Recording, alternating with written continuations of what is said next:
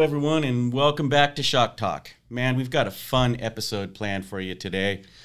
We've got a guest here that I think a lot of you folks will recognize, especially if you've been in any off-road show or any off-road event or SEMA. He just told me he's the guy that used to do all these shows in the kilt. You might recognize him.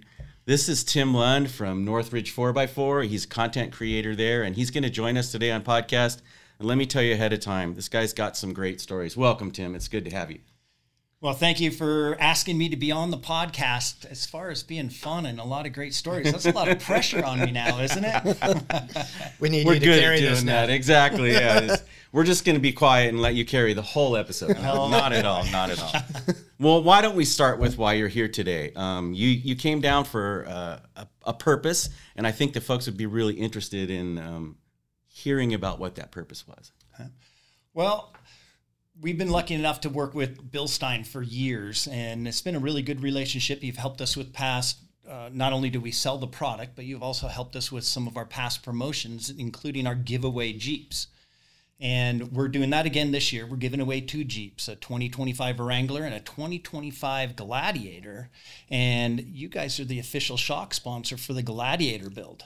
Lucky us. Excellent. Yeah. So I was talking with BILSTEIN Brian. Yep. And the idea kind of started down in Moab. We were sitting there having barbecue, and it's like, what can we do to really amp this giveaway up, at least the sponsorship part of BILSTEIN? And I come up with the crazy idea, well, can I come down and actually watch the shocks being built for this giveaway? That's totally cool. I know. It is. I think the customer is going to be amazed by that. Well, I kind of got chuckled at. I'm like, oh, great. There's an idea that's out the window. You know, I won't hear anything about that. And a few weeks later, then all of a sudden, Brian reaches out, and Chris Bolger reaches out and says, hey, we kind of had a crazy idea going on. Can we do this? Yes, I'm down for it 100%. So here I am all the way down in Poway, California. So San Diego, I'm from up in the Seattle, Washington area. And yesterday I got to hang out with Mike and Kyler and Riley we got to tour the building or the assembly area, the machining area. It was really neat to see all that. And then Kyler took us through a build of one of the 8100s that's going to go on the Gladiator. Yeah, it was really cool the way he did that. So he basically took the box of parts, all wrapped up like we get them from, the kitting area in the small parts area, and he unwrapped each part and explained what it was, laid it out on the table, talked us through the whole process, and I just couldn't believe. To me, I'm like, wow, I didn't understand it took that much energy, and I've worked here for over 20 years. It was amazingly complex process, and he just. Gosh, I was amazed. It was. What shocks are you putting on it? The 8100s. With the... Not with the adjustable. No DSA, so it's a smooth body with the remote reservoir. So if you were putting those, if he was putting those together, you would have been here for hours. Yeah, with the adjusters. Yeah. It's like a timepiece. Yeah, it was. I mean, I don't know. What did you think about that? I mean, did you realize there was that much time and energy in building a shock? Well, anytime we do something for the camera, of course, it's going to take a little bit longer. longer. Yeah. And I think it was Riley who chuckled, saying, we're doing hours to do this one shock, but he could probably do 20 in the time we did one. Yeah. But what really amazed me was the eye for the detail. I mean, it was just so. I've seen a few of your podcasts, but I haven't seen them all. So I don't know how much you've got into this, but I'll tell you, viewers. It was really impressive watching these guys work in the shop. I mean, they had a tool for everything. They had some specialized tool. That was amazing. To have a torque wrench screwdriver. Right. How about the thing that locates the label on the reservoir? Oh. The little 3D printed thing that... So the label goes on perfectly. And then the valve stack. And I've rebuilt a number of shocks over the years for racers and for friends, even some of my own four-wheel drive vehicles. And I lay all the shims out, I measure them and everything. These guys have a whole board full of shims there, tons of shims. And then these big racks they set out, and they lay everything out, and one person is measuring them all out And then they have once he's finished and he's got them all laid out and they're all measured perfectly, he then brings somebody else in and they double check it. And so like the shocks we did yesterday had 21 or 22 components to the valve stack itself. And you had one person measure everyone and then come back in and another person double check it all. And they're telling me you guys do this for every single shock that's assembled here. Yeah, they have to have, once the stack is on that board, the technician lays them all out, measures them as he goes, and then a supervisor comes and remeasures them, and then I think they actually sign somewhere on the build order that both people measured it and checked it. So Seems excessive. that seems excessive, but for a tech guy like me to see the detail that goes into the build of the shocks, it was just it really blew me away. I mean, I already knew to expect a very nice setup. It's the factory. It's the BILSTEIN factory. Of course, it's going to be nice, but then to go into the detail that you guys have everything set up, that was really cool to see. Yeah, some of that stuff I hadn't seen before, like where he did the vacuum bleeding. That's a fairly new process. So he did that process for us, where he put everything together, halfway filled the shock and then vacuumed all the air out. I mean, it was really cool. It's nice with like a 2.5-inch shock. Like a lot of those components come from race car parts, right? They're off of a race car, right? But we take it a step further. I mean, it is actually, our parts are really not specifically off of a race car. Like we have different seals and things like that, but we're also a tier 1 supplier, so we build to that standard. Yeah, it all trickles down from that standard. That's not a couple guys just putting some race shocks together. It's like there's a whole process to it, and those shocks are going to last a long time. And to see you do vacuum bleeding, I mean, that was pretty impressive. I know I spent many years at ARB. That means I worked with the Old Man Emu side, and I got to see a lot of that stuff when I was in Australia. And I've rebuilt many Old Man Emu shocks. I've rebuilt King. I've rebuilt Fox. I even rebuilt an old set of Custers, if you remember how those things are. But the only time I've ever seen vacuum bleeding on a shock, and I got to say, I haven't toured a lot of other shock factories, but the only time I've ever seen vacuum bleeding is when we're doing mountain bike shocks. Yeah. And I have a shock on my Yeti that has to be vacuum bled, or the thing won't ride worth a hoot. Yeah. So that was really cool, especially the setup you guys had. You even had one of your own knob setups. Yeah, you used the DSA adjusters to open and close the Schrader valve. Oh, that was on the Schrader valve. That's right, the high pressure Schrader valve. It was really cool. I'm sitting there. I'm so glad that we took the time to make the video that way, and I'm really excited to see how you put it all together and how you display it to the folks at the end of the day. But I think it's going to be something that people will really be amazed with. So we are going to be, the reason I came down here not only is to watch these shocks put together, but also video it for our own YouTube channel. And that's, can I say my YouTube channel? Sure, of course. So that's Northridge 4x4. Just go to YouTube and type in Northridge 4x4. You'll find our channel, our newest videos. We've only just started on these builds, so we've only got a couple of the new builds coming. We'll be putting this BILSTEIN shop tour video together. That'll probably go live in 2 to 3 weeks. And then I believe the suspension is on its way to us from Rock Crawler. And once we have that suspension on, then of course we'll get to put these BILSTEIN shocks on. Then I got to watch get built right here at the factory. That's just cool. Yeah, and I think just to give you some credit here, so Shane and I are both enthusiasts, and we, when we're building our rigs, we go to the internet to look for information. And so I told you when you walked in, I'm stumbling through installing an S-Pod on one of my projects, and I just happened to Google how to install an S-Pod, and up comes the video from your channel, you at Northridge putting an S-Pod on one of the giveaway vehicles.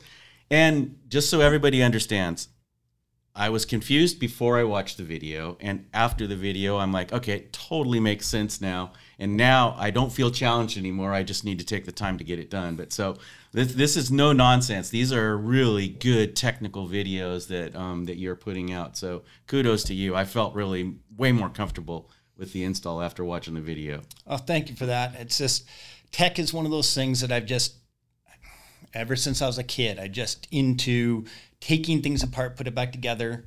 One of the stories my mom used to always tell me used to always tell family friends was I must have been 4 or 5, and she got a new vacuum cleaner, and I took it completely apart. And my dad had a heck of a time putting it back together, and I had to show him, no, these parts go here, these parts go. I don't remember it all. I just remember the story being told about it. And it's just, I like technical things. And so that eventually led me to start my own company selling parts for way back when the Suzuki Samurai came out, because nobody was building Samurai parts. And it was just it reminded me of the old flat fender Willys. They're just small and compact and lightweight. Good little wheelers. And so we used to build a lot of parts for those. And then my relationship selling Old Man Emu suspension for Samurais through ARB, that got me my in, and I ended up being the tech manager at ARB for this whole side of the earth for 9 years. So I traveled North America, South America, Central America, training mechanics how to install air lockers, how to repair air lockers, teaching sales people how to select the right components to sell an Old Man Emu suspension, etc. Give the customer the right package, yeah. And so I've wheeled in, I think, 11 different countries now, thanks to ARB. And then that's just steamrolled into other things. And then eventually I found myself at Northridge 4x4, and they've given me the opportunity to be able to do these tech videos. And it's just, it's an opportunity that I'm always grateful to have, and grateful to that company for giving me the chance to make these videos to share. And yeah, at the end of the day, it's all about sales. You know, we help you understand the product, and so hopefully you'll buy product, well, from us. But for somebody like me to be able to show a product and show how to install it, maybe a few extra tricks and tips. Yeah, save the hassle. Yeah, and so it's just really nice. And we're actually even starting to do a few more adventure videos. We just put one up recently from the Pacific Northwest Four-Wheel Drive Association, their summer trail jam. We were up in the Cascade Mountains with them for 4 days, wheeling one of the brand new giveaways, bone stock. We hadn't even done a single mod to this thing, and we're out taking it on some trails. A couple of them we probably might have been a little rough on it? No. It actually made it through just fine, but we probably took it maybe on a trail rate a little higher than we should have. Went above the vehicle's trail rated capabilities at that time, slightly. Yeah. But I'll go off with a total tangent on a trail on a video for you. I mean, excuse me. I'll go off on a total adventure tangent for you while we're up there. So I do off-road training and recovery training, and every year I do an off-road training event there for newbie four-wheel drive people. This is in Washington?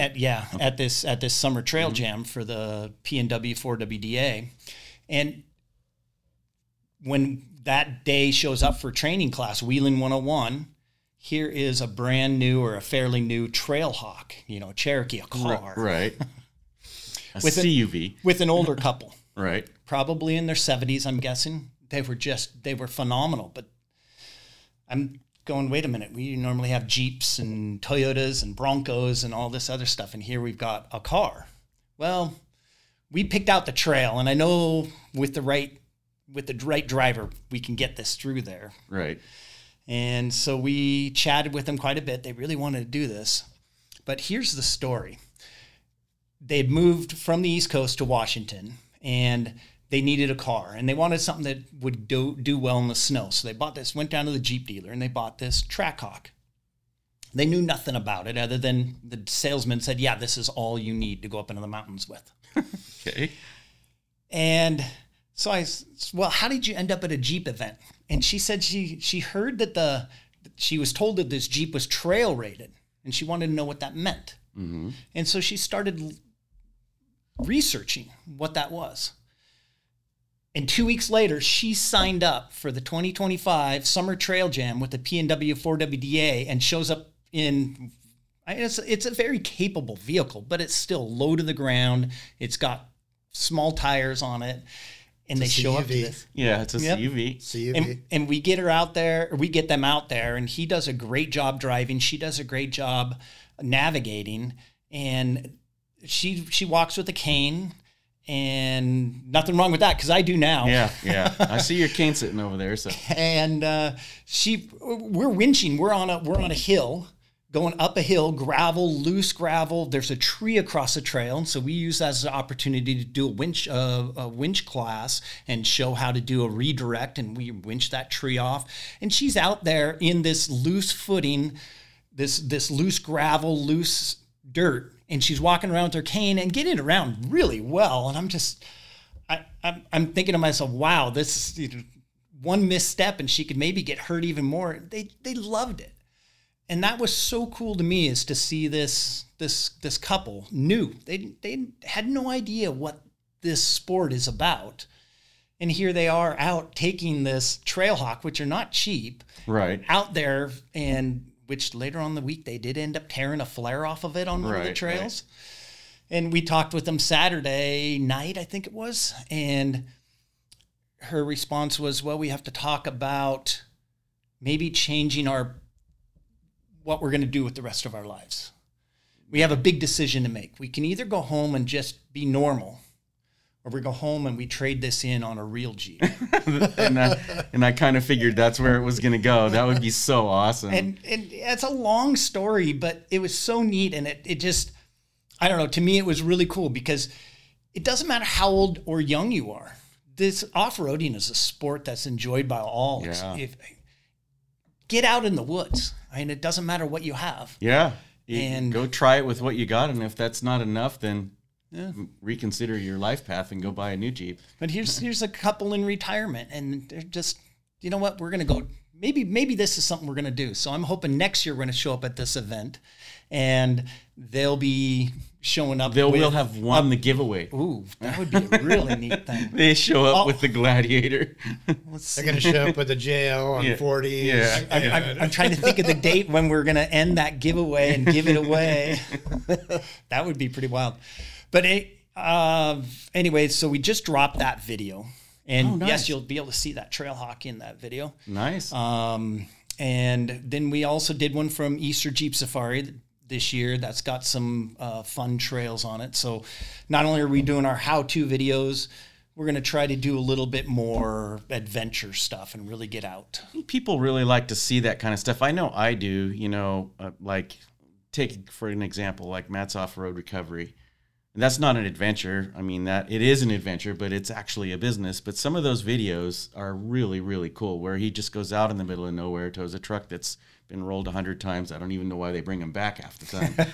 But, I think people really gravitate towards that adventure where there's something, there's a conflict that needs to be resolved, right? You had to get the Trailhawk through the trail.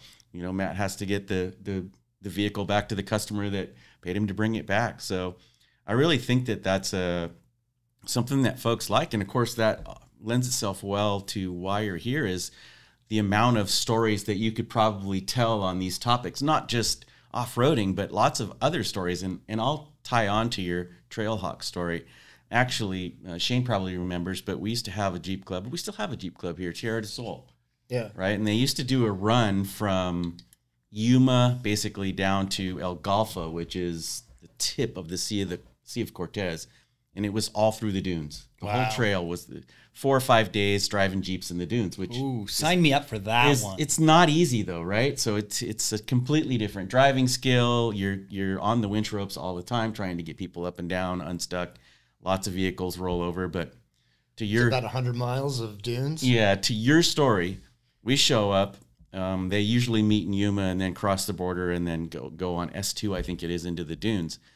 So the first day is a kind of a meet and greet, and we check out all the vehicles, kind of a light tech inspection to see if they're all capable. And someone showed up in a bone stock RAV4. Wait, really? At least it's lightweight. That's the first thing that went into my head. And we're like, "Do you really want to do this?" And the guy was into it. He's like, "We're going. We're gonna do it."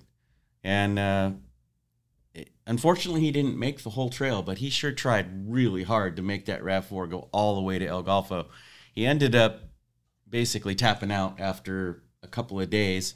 He never really damaged the vehicle. It just didn't have the horsepower or the tires to make it through the dunes. But back to your point, this guy was dead set.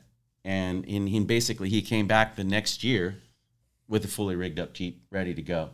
I mean, it turned him into a Jeeper at that point. The adventure in the RAV4. That's phenomenal, and that's the one thing I love about this sport, especially the newer people come in. And I've built a lot of crazy 4-wheel drives, had a lot of fun over the years, bigger and bigger tires, harder and harder trails.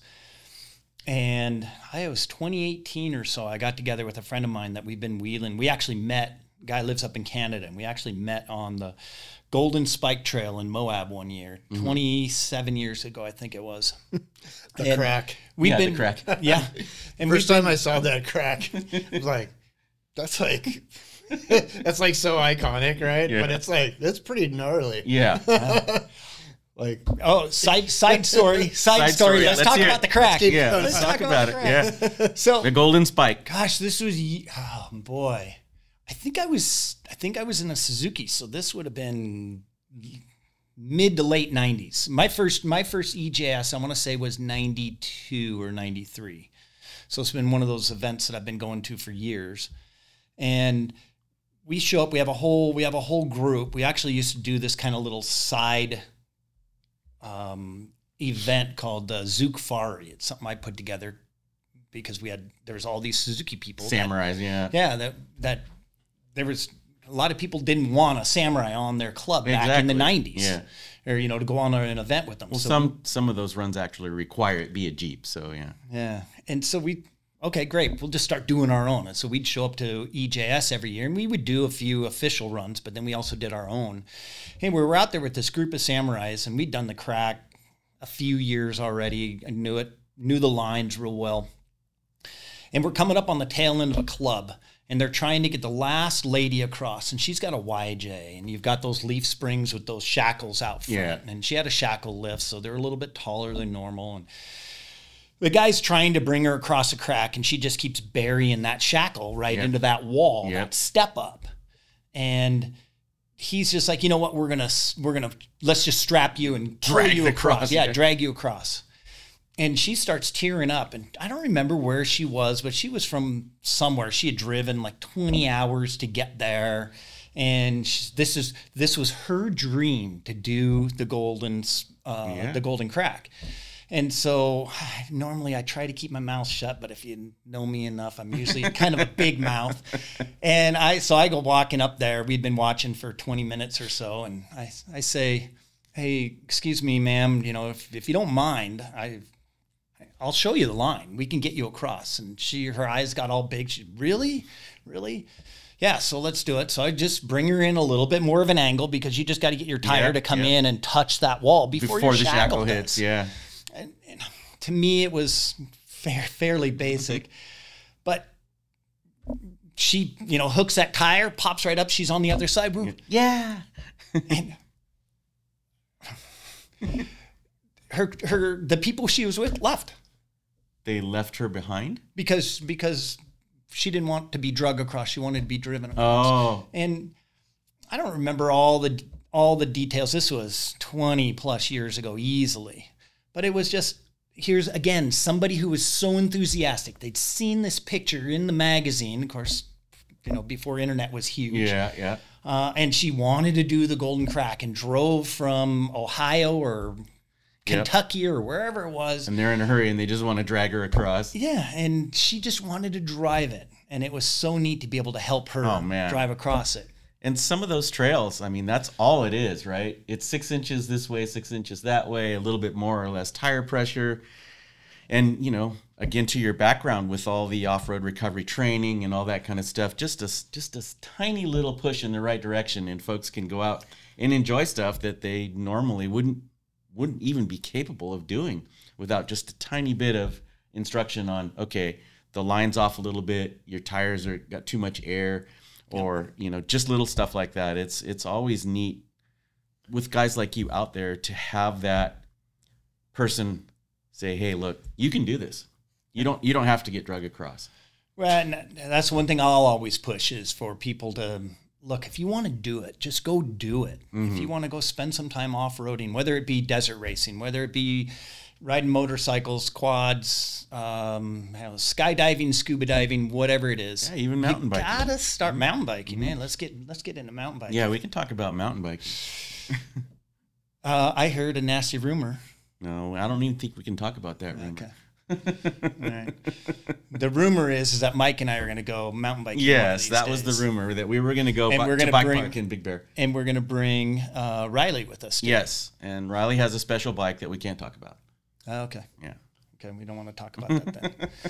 Anyway, so now I got to spend all day with you, but I only just met you this morning, Shane. So you say you like to get out and camp. Shane's the brain, man. Shane's been with the company so long. He is the sole inventor of the 5100. So really? The most popular shock we ever made, that came out of his brain. Really? I fought for it, at least. I had worked on it. I couldn't tell you how many sets of 5100s I've ran over the years. I mean, it's always been, I'm not putting coilovers on this vehicle. I'm not doing anything super custom, whatever. I just want a nice shock.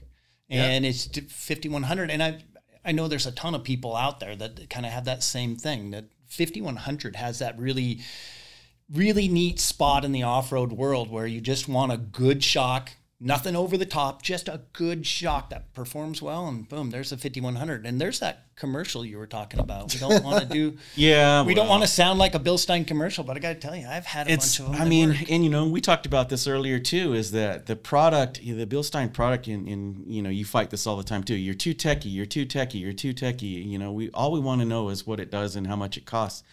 But the tech is what sells the product. Yeah. It's like for years, I don't want to hear about gas pressurized monotube. Well, then why would you buy a 5100 if you don't want to hear about gas pressurized monotube? It's like, okay, the tech sells the product. It was the first monotube lifted truck shock. Yeah. And he actually got to paint it another color than the BILSTEIN yellow that people hated. Well, it started off being yellow. Yeah. Well, I started at BILSTEIN because I was a big off-road racing enthusiast. I wanted to do it one day, so I got a job here. Then after a year or so, the president, Doug Robertson, and my boss started dragging you to races. He's like, all right, you're so enthusiastic, you go to all these races. So I probably spent like 10 years going to every professional off-road race, doing contingency. And wow, you just recently got a retaste of that in Vegas Torino. Vegas Torino, yeah. I met all kinds of people I hadn't seen in years. You would have laughed. It's like people are like, hey, you're back. It's only been 30 years and Shane's back at the races. Yeah, but we had a good, BILSTEIN was like probably 80% of the field in the 80s. Yeah. On desert race cars.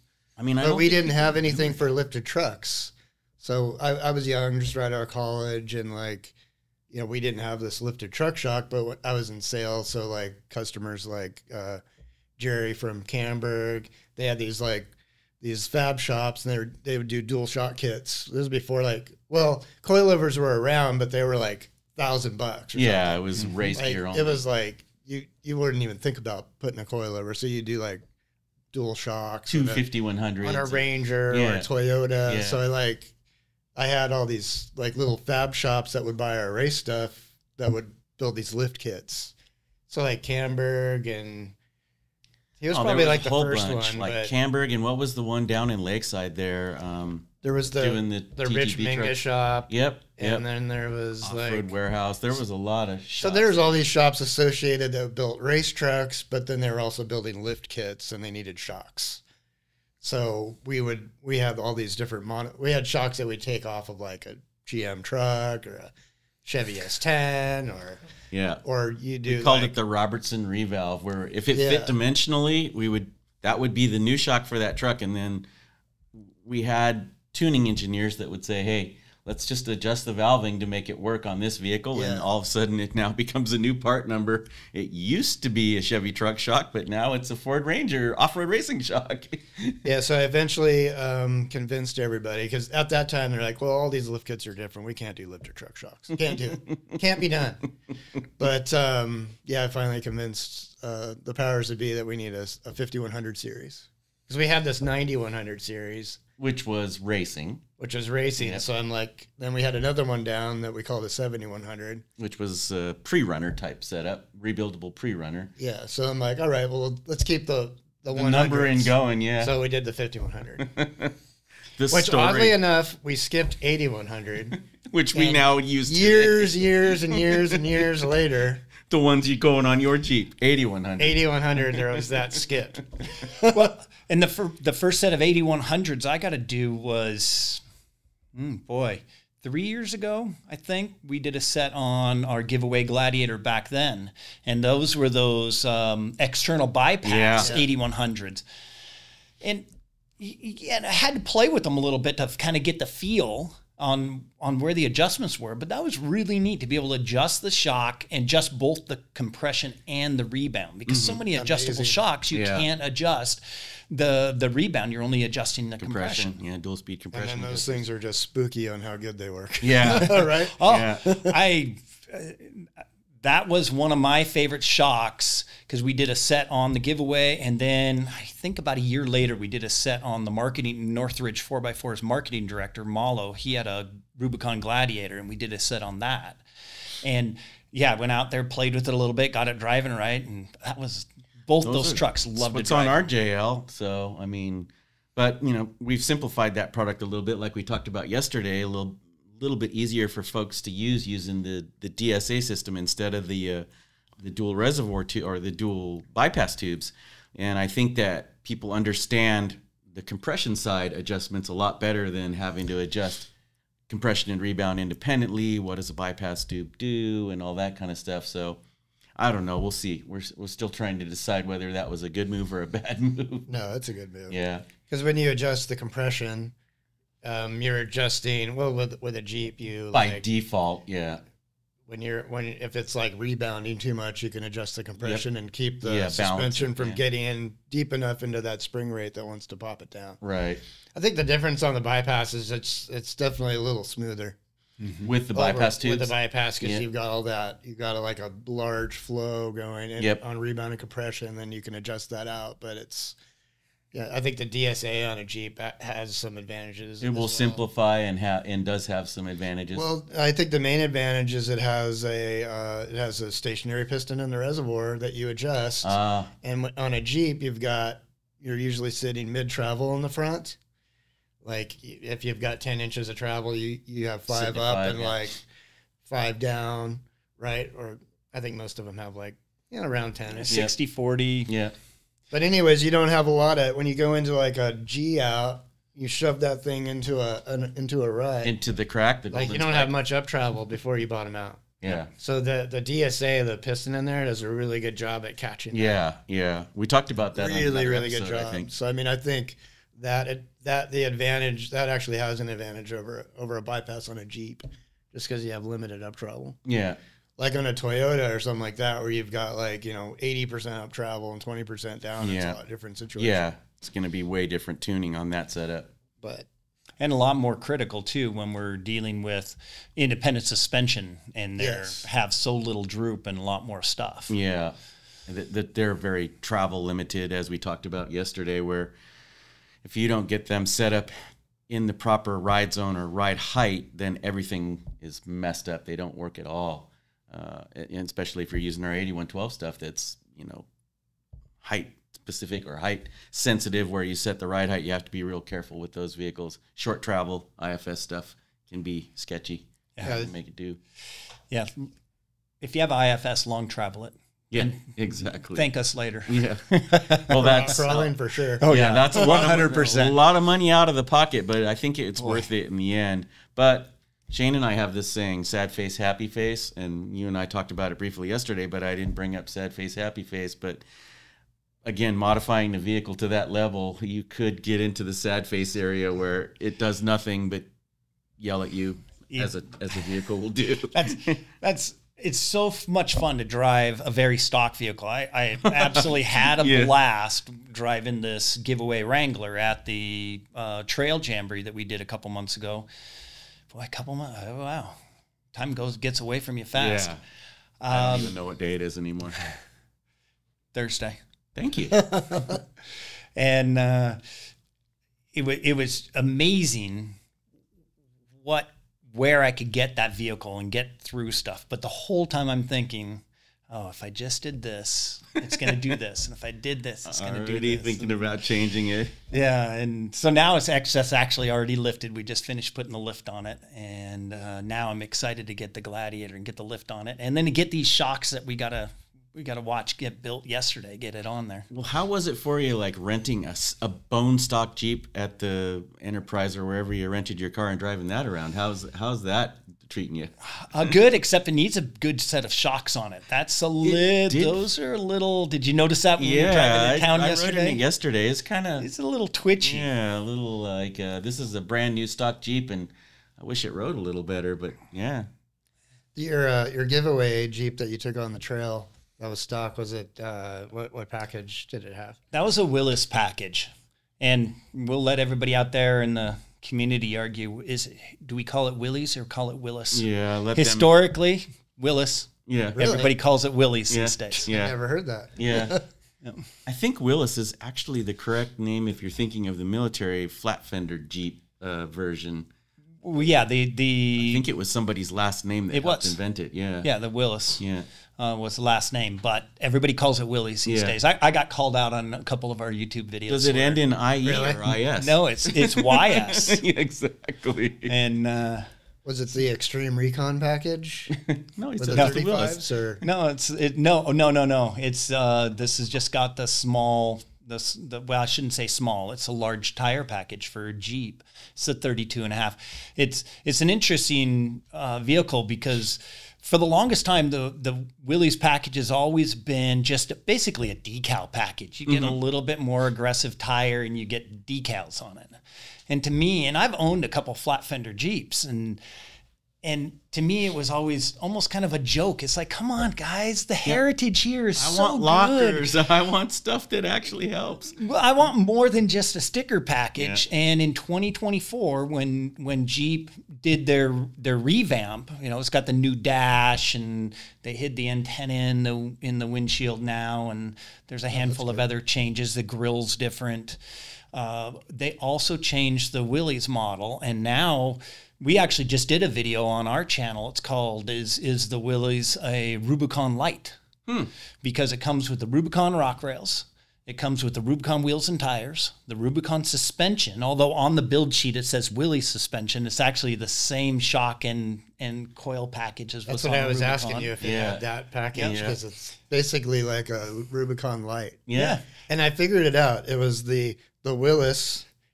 Like if you want the cloth seats and you don't want the sensors in the front to tell you that someone's in front of you, ding, ding, ding, ding. That's the Willys package. Oh, okay. And then the Rubicon is like leather and like full bore. Like you can spec out, you can add on those options. But like on the lot. Yeah. Because my JL has like cloth seats, plastic, everything. And that's why I bought it, because I was like, whoa, someone had one of these on the lot that's not full leather and all that. Yeah, yeah. But the Willys, it seems it comes kind of the way I'd want to spec it out. If you get like the Recon package. Yep. And then it's got lockers and all that stuff in it. Yeah, it's got a locker in the rear. The one thing that is it's got the narrow axles, not the wider axles. Yes, right. That would come on a Rubicon. And so, gosh, it's almost one of these, you're weighing it, and it's boy, I'm sitting here stuttering. Holy smokes. I've never done that before. Have another sip of Monster there. Maybe that'll calm you down. It's a package that is a really nice in-between, like a Sport and a Rubicon. It's not a full-on Rubicon, but you're also not paying that full-on Rubicon price.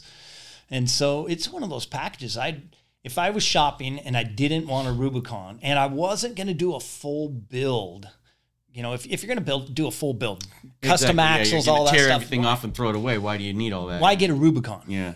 So get a sport model, build it up from there. But, or if you just want something that you can build on and then go up from a very capable package, make it more capable with a better suspension and a larger tire, the Rubicon's a great package because it's got the lockers, it's got the electronic or the electric sway bar disconnect in it. It's got that 4-to-1 transfer case. But that Willys package is really nice if you're kind of, okay, I'm gonna do some build, but I'm not gonna do a full build. And I don't want to spend as much money as what a Rubicon is. So it's a really, I think Jeep has really done a good job of placing it now solidly in its lineup by adding the extra stuff they've had. Nice.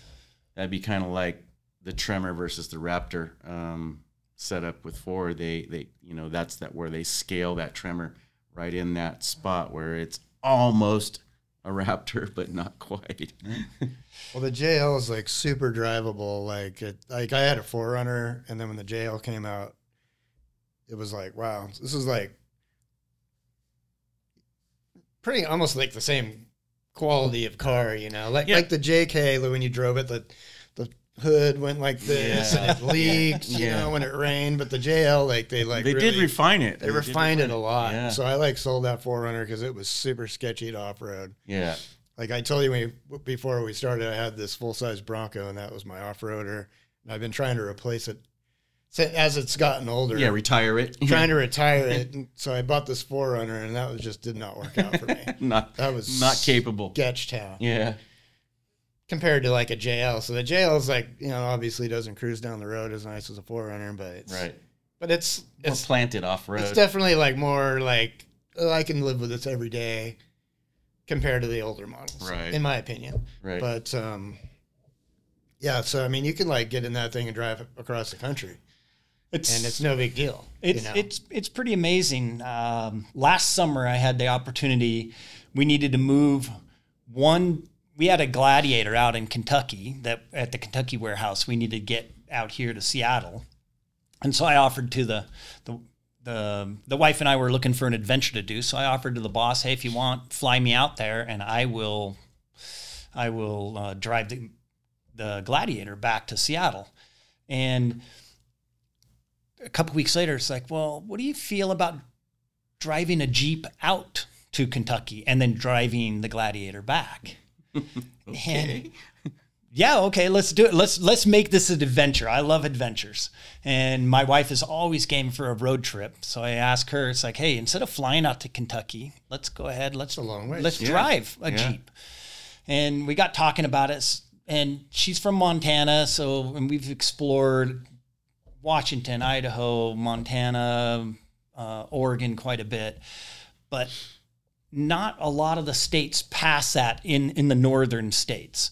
So it's like, yeah, let's do it. Well, it was a Rubicon JK that it was in good shape and everything, but it's definitely an older vehicle with quite a few miles. And of course, all those little niggling issues that you have. Older Jeep issues. Yeah. And JK issues. Yeah. But it's still a very good, solid ride. But we drove that all the way out. We went up across Washington, Idaho, Montana, then into North Dakota, and there's a point where I hadn't been any farther past on a road trip, that is. And then we went into Minnesota and Wisconsin, up into the UP, and dropped down into the Mitten and on down to Kentucky. Well, then we step out of this. I think it was a 2015 JK, which I like the JKs. I fit. I'm a big guy, and I fit in a JK very nice. In fact, I got rid of my JK I had about 3 years ago, and it's kind of like every now and then I missing it. I wish I still had that rig. But we got out of that and got into that Gladiator and drove that Gladiator back. And it was like, wow. Of course, the Gladiator's got a longer wheelbase, so it's unfair. Yeah. And it's a newer vehicle in a lot. But yeah, that 8-speed transmission is just phenomenal in those, in the JL and gas JT. mileage and yeah, it's just I've really enjoyed so nice to my be in a JL new vehicle. Yeah. Like they have this extreme recon kit that comes with 35s or package. But before that, when we were doing the JLs, I always thought like anything that says it's a 2-inch lift on a JL is really higher. And I thought, like, with 35s, it looked just any kit when it first came out just looked weird to me. Like, you need to put 37s on it, like, period. That's 37s are the new 35s. Exactly. But I've always driven around on 35s. 40s are the new 37s. Yeah. So what are you running now?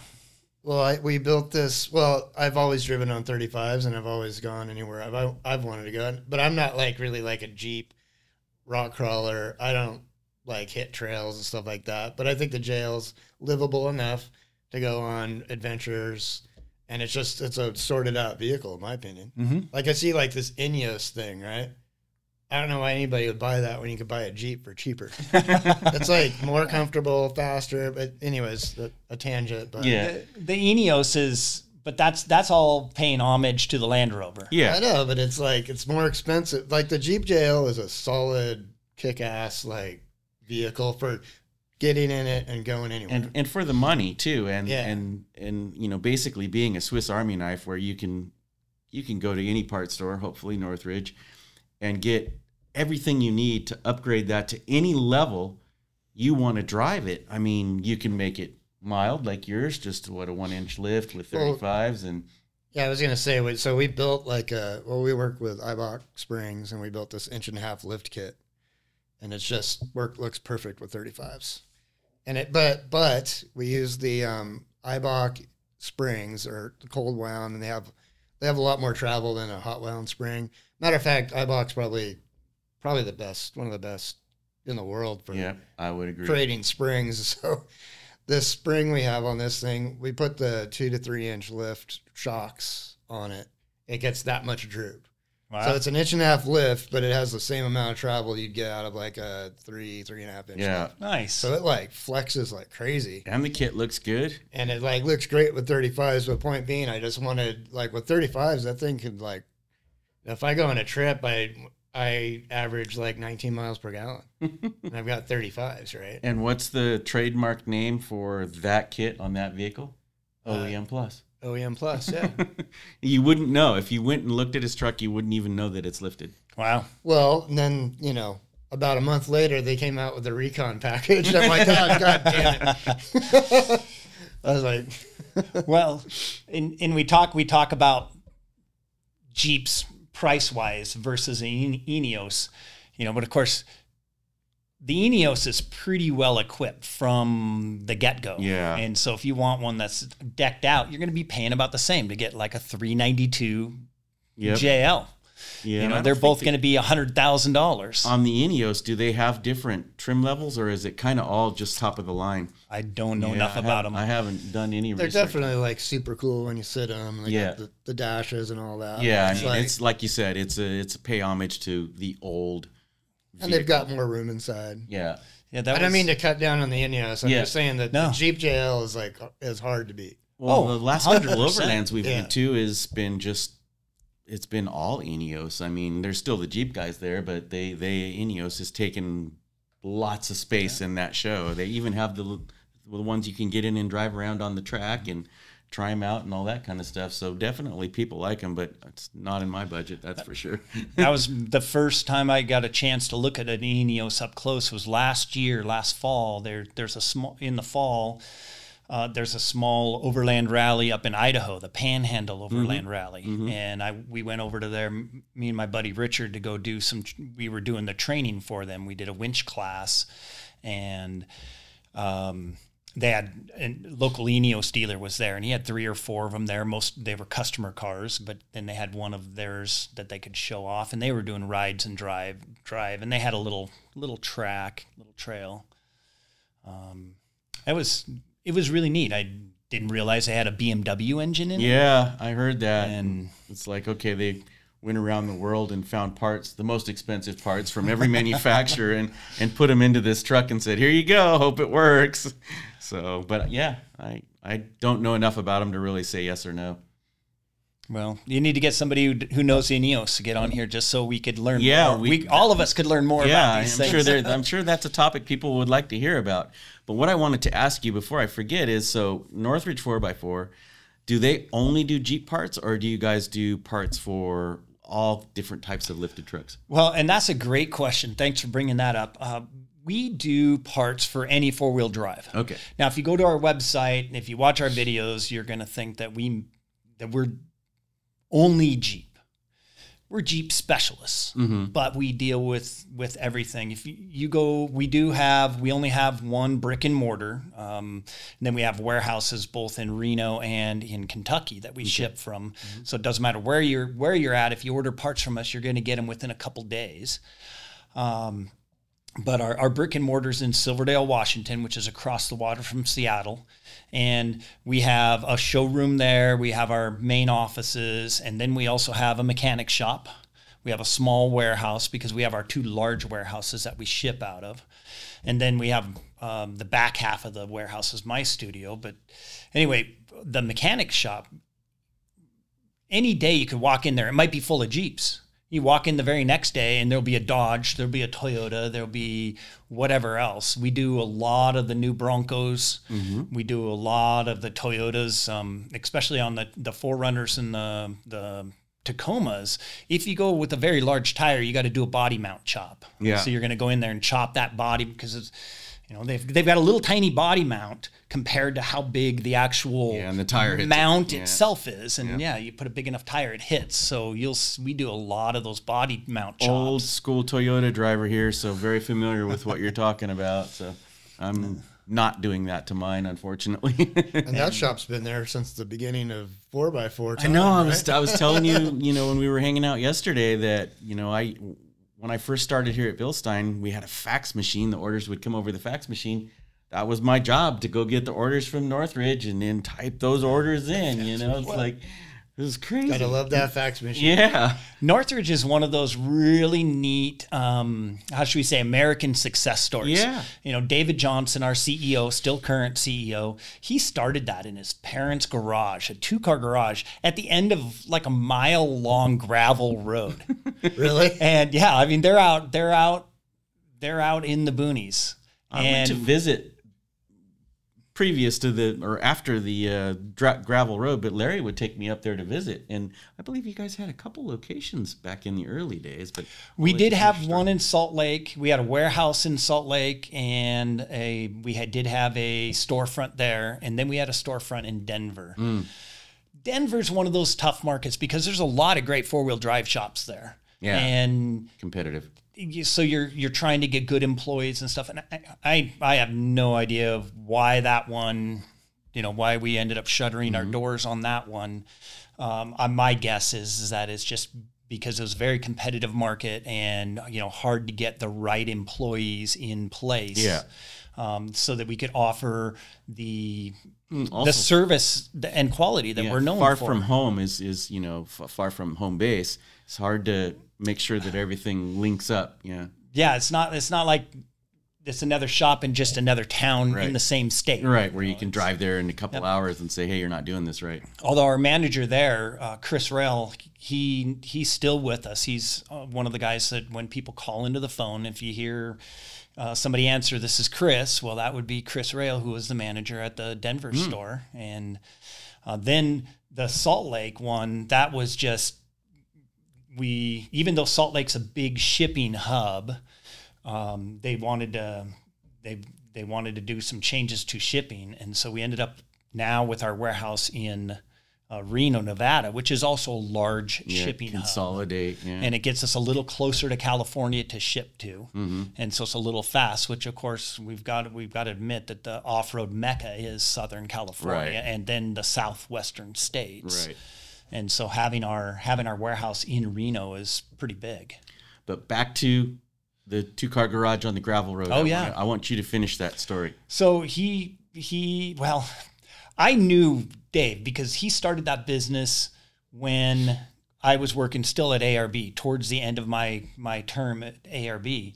I've met him. I never really got to know him, but it was one of those things. It was just always impressive that it seemed like every month we were at ARB, we were selling him more and more product. He's growing. And over the years, you just hear Northridge getting bigger.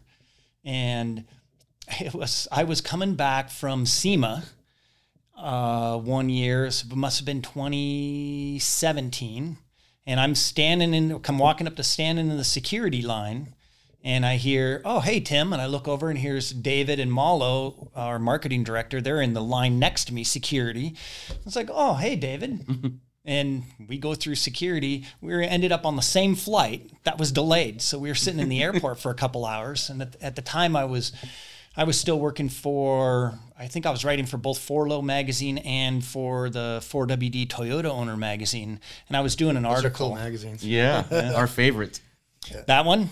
Both. Okay. I like the Toyota one. It was cool. Toyota, unfortunately, that one shuttered its print here a year ago, 2 years ago. But I was the technical editor, started as a technical editor and spent 10 or 12 years as that, and then ended up as the senior editor there. That was, I loved it. Not that you're never going to pin me down as you're a Jeep guy, you're a Toyota guy, you're whatever. I like the tech behind it. So exactly. I like all the different vehicles. Yep. I do have a 1970 Land Cruiser, FJ40. Nice. That was the original Land Cruiser we started the magazine started with, and when the publisher decided to sell it, it's like, I gotta have it. I had so much blood, sweat, and blood into that. You were not letting that go. And more blood. Yeah. So then we're sitting next to each other waiting for our plane that's been delayed, and we get talking, and Dave says, "Well, I've got an empty studio. Why don't you come down and talk to me?" And I'm thinking to myself, wait, he's running this whole business out of his mom and dad's 2-car garage, or maybe he's moved to a larger building. How does he have a studio? And he's like, "Well, why don't you come down and just come visit me?" And so I pull into there, and I didn't know that they built this whole new building complex, everything. It was very impressive. And then as I got to learn the business and learn the company more, it was very neat. And it always amazes me when, I talk to people who've dealt with Northridge, and it's like they've always been impressed by the rapid growth and that we've still kept the small family feel to the company. The customer comes first, the customer service, and I mean, there's so much to be said for a company that focuses on that and can have the big company earnings, but the small company family-run business feeling when you call to buy parts. Yeah, when you call in, you might get the boss, David, on the phone. When you send an email, he might be the one, even though it's just a generic Northridge email going back, it might be David. Same with Facebook. I'll be amazed because I cover our forums and a lot of social media, and then all of a sudden here will be a reply to a question or something. It's like, wait a minute, I didn't do that. Where did that come from? And you read it, and then it's obvious. I can tell by the writing that it's David, and it's amazing that because he's so focused on that, he makes I shouldn't say make us, because you aspire to do that. Right. So he sets a really good, real good example for everybody that, look, we're about the customer. We want to do things right. Well, the fact that they have, a content video production branch where you're making these installation videos and the adventure videos and things like that, I think that is saying right away, hey, look, we're offering you more than you can get at other places, because you can watch our videos and learn how to install things. We build giveaway Jeeps. We drive built vehicles. It just, to me, it's the whole package, and it makes sense. It makes sense to, that's where I want to buy my parts, because it feels like family. I'm dealing with somebody who does the same thing that I do. Like I said with the S-Pod video, obviously it's like, I can't figure out how to do this, or I can, but I want to know all the tips and tricks. And you're offering your customer this, so that's a big value as well. And our employees, a lot of our employees are enthusiasts. So Max in sales, he's got a well-built YJ, and he's out wheeling a lot. My videographer, Reagan, he has a TJ, and he's new to the sport, and it's a fairly mild-built TJ, but he's out there. He likes to just get out and camp, but he's always out in his TJ. the customer service director, she now owns that Gladiator that I drove back from Kentucky. Nice. And she had sold her JL and bought that Gladiator from the company when it went up for sale. And our marketing director's had a couple different ones. His last Jeep was a JT, a Rubicon that was built up on, I think we had that on 38s. And 38s are the new 37. Yeah. oh, 40s, 44s are the new 37s. I've been on enough. So my wife has one of the new Broncos, and it's now starting to get, we're getting right up in that 60,000 mile range. So Time to start modifying. It's time to start trading that in. And so we've been eyeballing Gladiators. Oh, okay. But now with the rumor of the new Gladiator coming with a Hemi, it's like, do we hold out to see for a 5.7? I don't know if I want a 6.4, but I'd love a 5.7. That'd make a nice Gladiator. Oh, yeah. Well, any final message you want to pass along to folks while we're here? And I guess I got to say it's been really enlightening.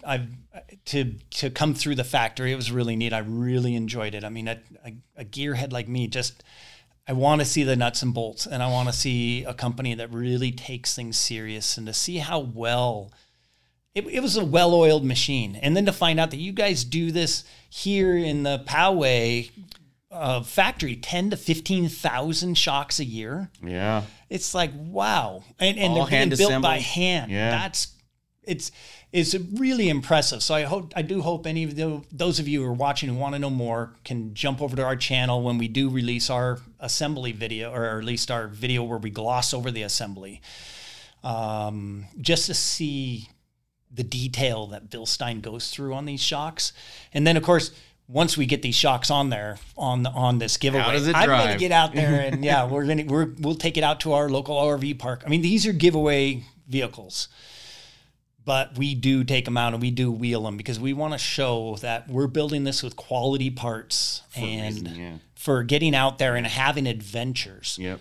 And the couple days we've spent together, and you and I are very kin spirits in that it's the adventure. Let's get out and do stuff. Yeah, so, and Shane too. That's what it's all about. I mean, we don't build these things to drive to Cars and Coffee and take pictures of them. It's all about going out and using the vehicles. And it's really nice to have someone else here that that lives that life as well. I mean, you mountain bike and you scuba dive and all that kind of stuff. And the vehicle is, your freedom. That's how you get out and do the things that you do, whether it's, going out and hiking a new trail, or, if you're rock climbing, getting to the rock face to go climbing. And I think, to use the word overlanding, it doesn't have to be overlanding, right? It could be just getting to where you put your kayaks in the water, or where you take your mountain bike out at the trailhead. We just love that kind of stuff. So it's really great having you on the show.